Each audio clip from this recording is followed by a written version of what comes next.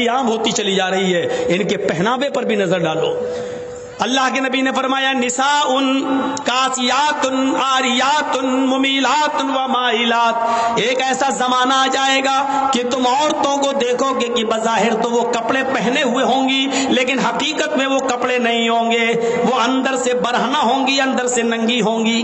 دیکھ لیجیے آپ، ہاف آستین کے کپڑے پہن رہی ہیں آپ، جو غیر شادی شدہ ہے، جن کی شادی نہیں ہوئی، وہ شلوار سوٹ پہنتی ہیں، آستینیں کھلی ہوئی ہیں، دوپٹہ بھی اب سر پہ نہیں رہا۔ اللہ کے رسول جب معراج پہ گئے تو آپ نے دیکھا کہ کچھ عورتوں کو سر کے بال پکڑ کر ایک درخت سے لٹکا دیا گیا جہنم کے اندر، اور ان کو الٹا الٹا ان کو گھمایا جا رہا ہے، اور ان کے ہاتھ پیچھے سے باندھ دیے گئے ہیں، اور ان کے دونوں سینوں میں، عورتوں کے دونوں سینوں میں کھنجر ڈھونک دیے گئے ہیں یہاں سے، اور یہاں نکال لیا گیا ہے، یہاں سے کھنجر ڈالا، یہاں نکالا گیا ہے۔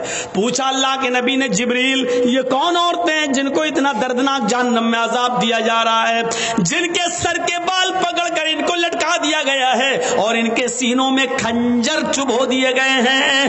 جبریل نے فرمایا اے اللہ کے نبی یہ وہ عورتیں ہیں جو دنیا میں اپنے بال کھول کر چلا کرتی تھیں، اپنے بالوں کو دوپٹے سے نہیں ڈھانکتی تھی، اپنے سر پر اوڑھنیاں نہ ڈالا کرتی تھی، اپنے سروں پر اوڑھنیاں نہیں اوڑا کرتی تھی، یہ کھلے بال لے کر چلتی تھی، بازار میں، اسکولوں میں، کالجوں میں ان کے بال کھلے رہتے تھے۔ اور یہ وہ عورتیں جن کے سینوں میں کھنجر ڈال دیے گئے ہیں، یہ اپنے سینوں پر اوڑھنیاں، چادر نہیں ڈالتی تھی، اتنا ٹائٹ کپڑا پہنتی تھی کہ کپڑا پہننے کے باوجود ان کے سینے کا حصہ اٹھا ہوا نظر آتا تھا۔ غیر مرد ان کے سینے پہ نظر ڈالا کرتے تھے، آج ان کے سینوں کو چبھو دیا گیا ہے، ان کے سینوں میں کھنجر ڈال دیا گیا ہے، ان کے سینوں میں کھنجر بھونک دیا گیا ہے۔ ہماری ماں بہنیں یہ عذاب پہ کہیں مبتلا نہ ہوں، ان کے سر کے بال پکڑ کر ان کو لٹکایا نہ جائے، ان کے سینوں میں کہیں کھنجر نہ چبھ ہو جائیں۔ ان کو کہو اپنی بیٹیوں سے اسکول میں جائے تو کم سے کم اوڑھنیاں اور ڈھیلی چادر اپنے جسموں پہ ڈال لیں۔ فرمایا ایک ایسا زمانہ آ جائے گا کہ عورتوں کو دیکھو گی کہ کپڑے پہننے کے باوجود ننگی ہوں گی، ممیلات و مائلات، لوگوں کی طرف مائل ہوں گی اور ان کو اپنی طرف مائل کریں گی، اتنا میک اپ کریں گی، لال رنگ کا کپڑا تو لال رنگ کی لپسٹک، بلو رنگ کا کپڑا تو بلو رنگ کی لپسٹک، ہرے رنگ کا کپڑا تو ہرے رنگ کی لپسٹک، میچنگ نہیں بگڑنی چاہیے، میچنگ نہیں بگڑنی چاہیے۔ یہ میک اپ اتنا کریں گی کہ نوجوانوں کو اپنی طرف کھینچیں گی اور خود نوجوانوں کی طرف کھنچ جائیں گی۔ لا يدخلن الجنت ولا یجدن ریحھا، یہ عورتوں کو جب دیکھو تو سمجھ لینا یہ عورتیں کبھی جنت میں داخل نہیں ہوں گی اور جنت کی خوشبو بھی نہیں پائیں گی۔ ایسی عورتوں پر اللہ نے جہنم واجب کر دی اور جنت کو حرام کر دیا۔ یہ عورتیں کبھی جنت کے اندر داخل نہیں ہوں گی۔ جنت میں داخلے کے لیے ڈھیلا ڈھالا کپڑا ضروری ہے، پردہ ضروری ہے۔ حضرت فاطمہ کا انتقال کا وقت آیا تو رو رہی تھی، کہا علی نے کیوں رو رہی ہو؟ ایک دن تو سب کو اس دنیا سے جانا ہے۔ کہا علی میرے شوہر، میری ایک وصیت ہے، اس کو یاد رکھنا۔ بتاؤ تم میری بیوی ہی نہیں محمد رسول اللہ کی بیٹی بھی ہو، بتاؤ کیا وصیت ہے؟ فرمایا جب میرا انتقال ہو جائے، میری روح نکل جائے تو مجھے رات میں دفنانا، دن میں نہیں۔ عشاء کی نماز کے بعد اندھیرے میں میرا جنازہ لے کر قبرستان جانا، دن میں نہیں۔ حضرت علی نے کہا یہ تم نے ایک نئی مصیبت میرے اوپر ڈال دی۔ مان لو فجر کے بعد اگر تمہارا انتقال ہو جاتا ہے تو ظہر کے بعد دفن کیا جائے گا، ظہر میں انتقال ہوتا ہے تو عصر میں، اب فجر کے بعد اگر انتقال ہو جائے تب بھی ہم عشاء کے بعد تمہیں دفنائیں، یہ کہاں کی عقل مندی ہے؟ فرمایا اے علی، اے میرے شوہر، میرے اوپر یہ احسان کرنا جو میں آپ سے کہہ رہی ہوں، میرے جنازے کو رات کی تاریکی میں لے جانا، میرے جنازے کو رات کے اندھیرے میں اٹھانا۔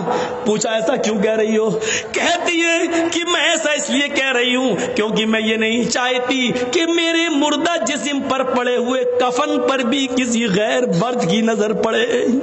میرے مردہ جسم پر پڑے ہوئے کفن پر بھی کسی غیر مرد کی نظر پڑے. میں چاہتی ہوں کہ میرا جنازہ جب اٹھے تو میرے کفن کو بھی کوئی نہ دیکھے, میری شکل صورت تو بہت دور کی بات ہے. حضرت فاطمہ کی یہ نصیحت تھپڑ مار رہی ہے آج ہماری بیٹیوں اور ہماری بیویوں کے منہ پر, ہماری عورتوں کے منہ پر. غور کریں, مرنے کے بعد کوئی نکاح نہیں کر سکتا ہے, مرنے کے بعد کوئی کسی سے دلچسپی نہیں رکھتا ہے. کتنی خوبصورت لڑکی کیوں نہ زمین پہ پڑی ہو, اگر مر گئی تو اس کی طرف کوئی انٹرسٹ نہیں لیتا ہے. لیکن حضرت فاطمہ کیا کہہ رہی ہیں کہ میرے انتقال کے بعد میرے مرے ہوئے جسم پر پڑے ہوئے کفن پر بھی کسی غیر مرد کی نظر نہ پڑے. ایک طرف اس پردے کو دیکھیے اور ایک طرف ہمارا سماج, ہماری سوسائٹی, اور اس سوسائٹی میں گھومنے والی آوارہ گائیں, آوارہ بھیڑوں کو دیکھیے. آج مجھے کہنا پڑ رہا آوارہ گائیں, آوارہ بھینسیں, آوارہ بکریاں, آوارہ بھیڑیں, ان کو کہنا پڑ رہا ہے. آپ یہ مت کہیے کہ مولانا جرجیس مثال غلط دے رہے ہیں. ضرورت پڑنے پر قرآن نے بھی چوپایوں کی مثال دی ہے. اولئک کالانعام بل هم اضل, یہ چوپایوں کی طرح ہیں بلکہ ان سے بھی زیادہ گئے گزرے. جب قرآن انسان کو اللہ چوپایوں کی طرح کہہ سکتا ہے, اگر ہم نے ان کو بے لگام گھوڑی اور بے لگام اونٹنی یا ہم نے آوارہ بھیڑوں بکری کہہ دیا تو کوئی غلط نہیں کیا, کوئی غلط نہیں کیا. ہمیں اپنے معاشرے پر نظر ڈالنا ہے. میرے بھائیوں, 1:02 ہو چکا ہے. مجھے کہا گیا پہلے آپ کو 9 بجے ٹائم دے دیا جائے گا, میں نے سوچا 11 بجے ختم ہو جائے گا, لیکن 11 بجے ٹائم دیا گیا تو اب ظاہر بات ہے کہ 1.5-2 گھنٹہ تو بولنا ہی تھا, بول دیا. اللہ سے ہم دعا کرتے ہیں کہ بار الہ ہماری خطاؤں کو معاف فرما دے, ہمارے گناہوں کو بخش دے, ہمارے سماج کی اصلاح پیدا فرما دے, ہماری ماں بہنوں کو پردے کی توفیق عطا فرما, ہم جمیع مسلمانوں کو ایک پلیٹ فارم پہ قائم کر دے. جب تک تو ہمیں زندہ رکھ, اسلام پر زندہ رکھنا, اور جب ہمارا خاتمہ ہو تو ایمان پر خاتمہ فرمانا. وما علینا الا البلاغ المبین, وآخر دعوانا الحمد للہ رب العالمین.